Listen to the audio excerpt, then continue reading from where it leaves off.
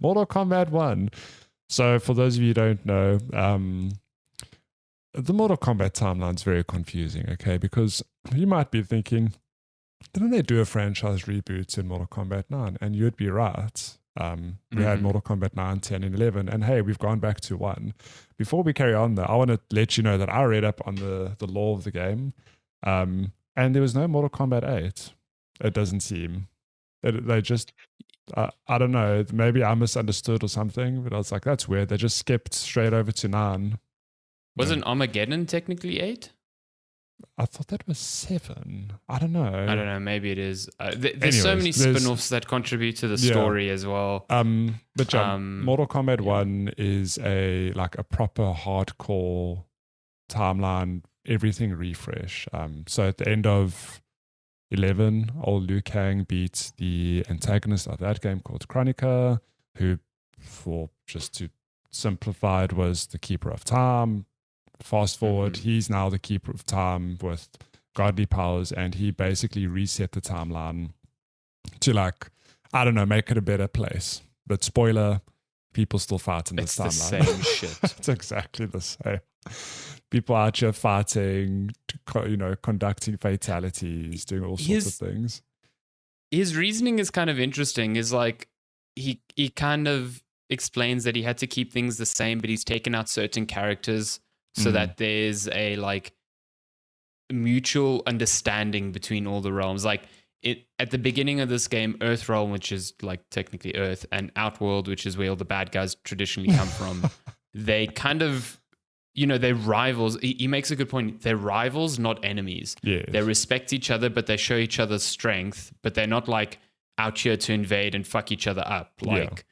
They kind of travel between each other peacefully, which is an interesting dynamic. But obviously that dynamic isn't foretold to stay like that for a long. I don't know. So he takes out key figures that are dangerous to his timeline, and the story quickly establishes those as Shang Tsung and Quan Chi. But he keeps Shao Kahn around. Yeah, just chilling there. And very close to the action. And this isn't a spoiler. Shao Kahn in this game is General Shao, so it's I presume what he did before he became Shao Kahn. But he's just there, looking all menacing, basically threatening war. And everyone's like, what's he gonna do? Literally from the moment you see him, you're like, yeah, this fucker's going to overthrow people and start a war. It's not even. I just don't understand why he's still there. But I don't know. But anyway, I think the opening hours of the story are a bit annoying because it's we literally just reestablished these characters and now we're doing it again. We are seeing Liu Kang and former Thunder God Raiden, who is basically just a stand-in now for Liu Kang. Yeah, they've just swapped. We're seeing them training. We're seeing Johnny Cage become friends with all of these other fighters after his acting career goes down the toilet. You see Kenshi introduced by some weird happenstance, and it takes a long time for things to start clicking into place, and for the kind of cracks in Liu Kang's overall plan to start forming. I think we're around the same place, and you think we're about halfway. I think we're on chapter 8, and I think there's 16, if I'm not mistaken. So we are halfway. Okay. Yeah. Okay. I think so the structure is fairly similar to the previous games. You play 3 or 4 fights with each character, and then you move on. And there's quite lengthy cutscenes between each of the chapters now. I think they look really good, and I'm engaged in the story. I think the fighting is really fun. I'm not a huge fighting game person, in terms of I'm not really good at them. I've played all of the Mortal Kombat story modes since 9 because I think they're just a really easy way for people to get into fighting games because I like stories. And I'm finding this one very easy, but at the same time incredibly satisfying. The fighting feels very good. The combos feel really good and punchy. So I don't know. Do you? Pun intended. No, I like just to briefly I suppose, confirm what you said. Like, I'm also enjoying the story. I think since Mortal Kombat 9, if you acknowledge that, you're going to play through a story, albeit a ridiculous story, you're going to have a good time. Because, from the get-go, this world is silly. And I think they do sometimes intentionally lean into, how absurd some of the stuff is. And it's entertaining to play through. Like, I think, correct me if I'm wrong, but I think Mortal Kombat 9 was sort of a defining moment in fighting games where it's like, you can have basically a whole movie play out punctuated by fight scenes with different characters that, gamers can play through. And it's just a very cool way to go through a story. Even if some of those fights are ridiculous, where it's like, my favorite is in all of these games, there's any excuse for a fight. Like, it happens all the time where it's like, oh, what'd you say about my mom? And then it's a fight, for example. Okay, it's not that ridiculous. And then you'll beat that person. Close. And then their friend who will also have been in the cutscene, they'll be like, I can't believe you said that about his mom. And then you fight that person. there's a lot of that in this game. But if you acknowledge that it is silly in many places, I think you'll have a great time. And the fighting itself, I'm very much the same as you, where I'm not a huge fighting game fan. Like, I've played a lot of fighting games over the years. I'm not particularly good at them. I do love Mortal Kombat. I think it's very, very easy and palatable for newcomers. Because, the combos themselves generally aren't too complicated. Like, you can do a move as simple as like down, forward, punch. Like, chances are you could go through all of the buttons doing those simple combos and you'll figure out a move. But I think what they've done in this game, which is very cool, is that they've got, is it the cameo system? Is that what it's called? Yes.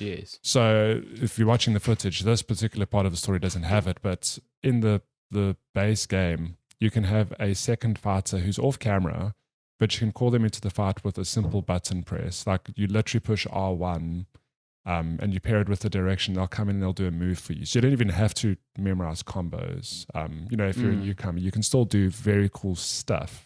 And I think it's just a very clever way to sort of bring newcomers and hardcore fans. No, it won't level the playing field, obviously. But the thing is, like, if you're a newcomer, you can do cool moves. If you're a hardcore fan, you can now include these easy moves into your already existing combos and other move sets. And I'm sure you've seen online already the level of combos that people are pulling off. It's just very cool to see them strung together. Yeah. It's look, I don't know.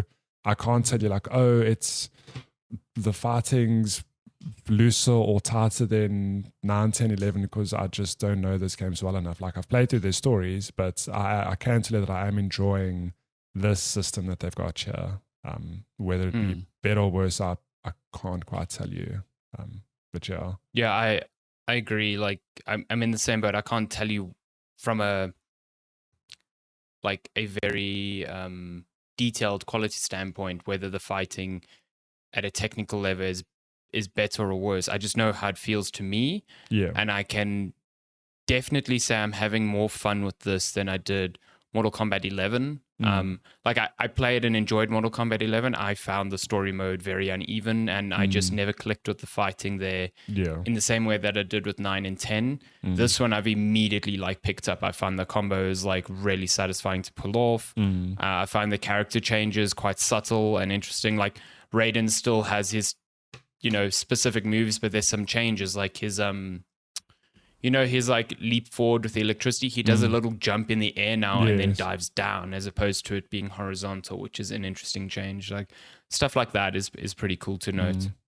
And I mean, I'm still experimenting with all the characters.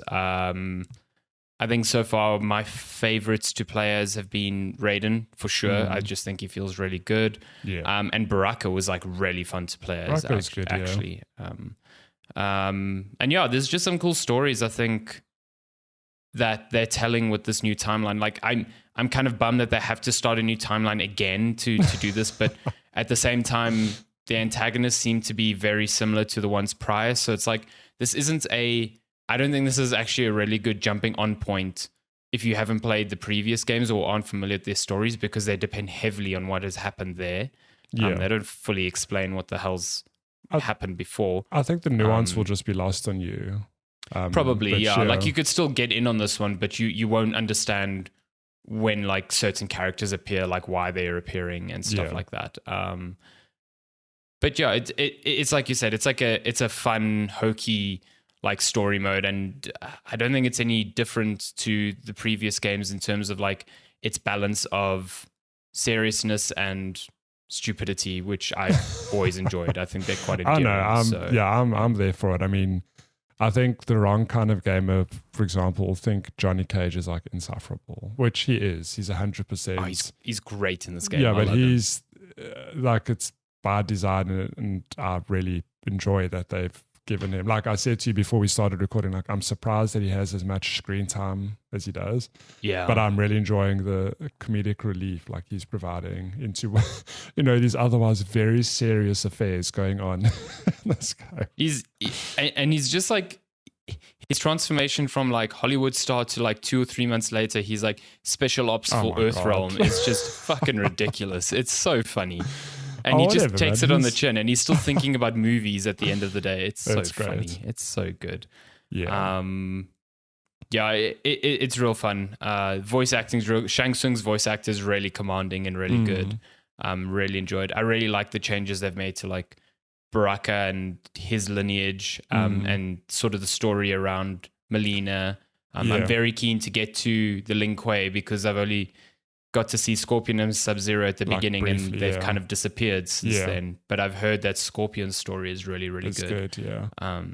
So yeah, I'm having a great time with it, and like I said, I didn't vibe with Mortal Kombat 11 as much as I thought I would, and I'm definitely enjoying this a lot more. So I'm keen to keep playing this for quite a while. Yeah, likewise, and you just before we bounce off visually as well, I think the game looks great. Oof, yeah.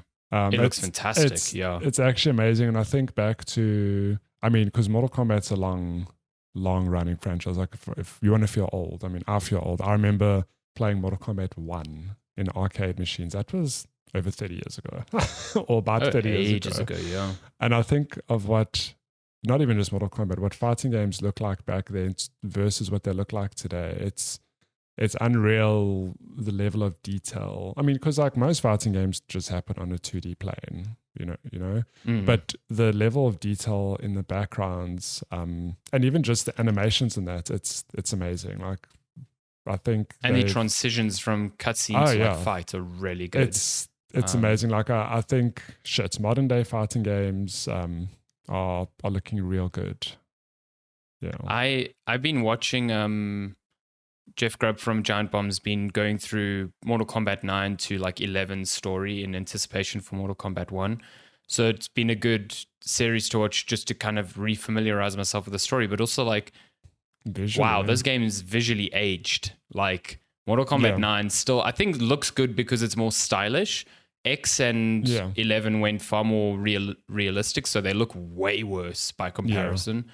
But even 11 just looks old now. Like when you look at Mortal Kombat 1, it's drastically different. Well, 11 was last gen, right? This is like their first. 11 was last gen, yeah. This is the first only current gen. We'll talk about Switch. Let's not talk about Switch. Let's not talk about Switch because that is a whole other thing. Can outright tell you though, do not play this game on Switch. Yeah, do not play this game on Switch. And just awful ports of the game. Other platforms though, you're in for a good time. PC apparently is a bit wonky, but that's always been the case with Mortal Kombat on PC. So I'm shocked to hear that. The Switch is bad though, hey? Like that is almost an unforgivable port, you know what I mean? No. It looks, some of the comparisons there are really, really bad. But hey, on consoles, looks fucking fantastic and runs great and sounds great. It's got really good sound design as well. Those, if you have no intention of playing Mortal Kombat, but you just want to hear the sound, go watch any of the millions of fatality combination videos going around. Good. Yeah. Anytime I open up Instagram or whatever, it's the IGNs and the GameSpot's like, here are 5 more fatalities. Like, oh my God. And I will watch them though. I'm waiting for the first moment in the story where you get to do one, because I know in previous stories you were able to. So yeah, I do like that they only allow you to do those. So they changed the X-ray moves slightly, where it wasn't like a. So previously you had to have like your whole bar filled, and then you could just do an X-ray move whenever. Yeah. Now it's sort of like if you're losing, you get access to what they call a fatal blow. I think it's when you're down to like the last third of your health. 30% health or lower. Yeah, and that's your X-ray move. And if you miss it, you have to wait for a while for it to recharge type of thing. It's not based on your meter on the bottom. I think that's a cool mechanic, although I do find myself using it far less now, because like if you are winning a match, you're not going to do it. Oh, exactly. You know? No, but I've had the same But also thing. like they take so much health that if it's close, it's like whoever pulls off that move first kind of wins. So I don't know, it's a bit weird. It's cool how the cameo characters are integrated into those moves. And it's cool that in the story you're only given access to those moves when you're playing a match that isn't like very antagonistic. So you saw when previously you were playing with Raiden and Kung Lao, they didn't have access to their. It's like you don't want to fuck that dude up. No, like, come on. No. Yeah, so it's cool little contextual things like that, which are cool. You're not gonna electrocute this guy's skull to death when you're just sparring with him. You know? This is Mortal Kombat. Oh, are we playing the same? Yeah, look, I'm very keen to keep playing. Again, like I enjoy these stories as silly as they are. They are very fun to play through. And yeah, I'm very keen to. I haven't tried online yet, but I will definitely give it a crack. See what's up there. Yeah. Cool. Cool. Mortal Kombat 1. It's good. Mortal Kombat. Turns out NetherRealm still knows how to make a good fighting game. Shook. Get out.